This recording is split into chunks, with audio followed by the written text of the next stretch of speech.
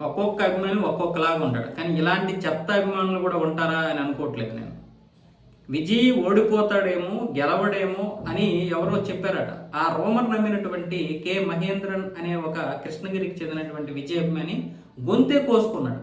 ఈ వెధవలు చేసినటువంటి పని వల్ల ఆ తల్లిదండ్రులు ఎంత నరకం అనుభవిస్తారు. ఒకవేళ నిజంగా విజయ్ ఓడిపోయినా సరే వాడికే అంత బాధ ఉండదు. ఓడిపోయినటువంటి వారు వాళ్ళకి తెలుసు రాజకీయాలు ఎలా నడపాలో. కానీ ఈ పిచ్చి అభిమానం, ఈ పిచ్చి వెధవలు చేసినటువంటి పనుల వల్ల ఈరోజు తల్లిదండ్రులకి కడుపు కోత. అభిమానం ఉండొచ్చు కానీ ఇలాంటి ఎర్రి అభిమానం ఉండకూడదు. ఇలాంటి వెధవలు ఉన్నంత వరకు కూడా తల్లిదండ్రులకి నరకమే. అది ఏ విధంగా మనం పెరుగుతున్నామో చూడండి. సినిమా హీరోలే మన జీవితం అన్న విధంగా పెరుగుతున్నాము.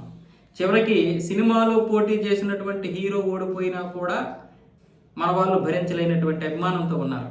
ఒకవేళ తన అభిమాన హీరో సినిమా పోయినా ఆత్మహత్య చేసుకునేటటువంటి చెత్త వెధవ అభిమానం కలిగినటువంటి వెధవలు కూడా ఉన్నారు.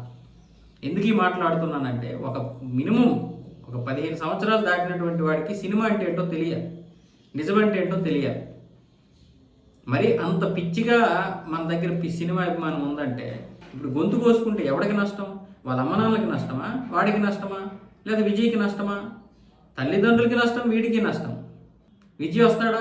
మహా అయితే విజయ్కి విషయం తెలిస్తే నా కోసం ఎవరు గొంతులు కోసుకోకండి అని ఒక గొంతెత్తి ఒక మాట ఆడుతుంది అంతే.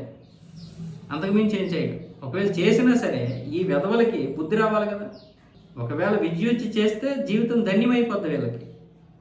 విజయ్ అనేవాడు లేకపోతే ఒక సినిమా హీరో అనేవాడు మనలాంటి ఒక హీరో, మనలాంటి ఒక మనిషి, ఎవడింటికి వాడు హీరో.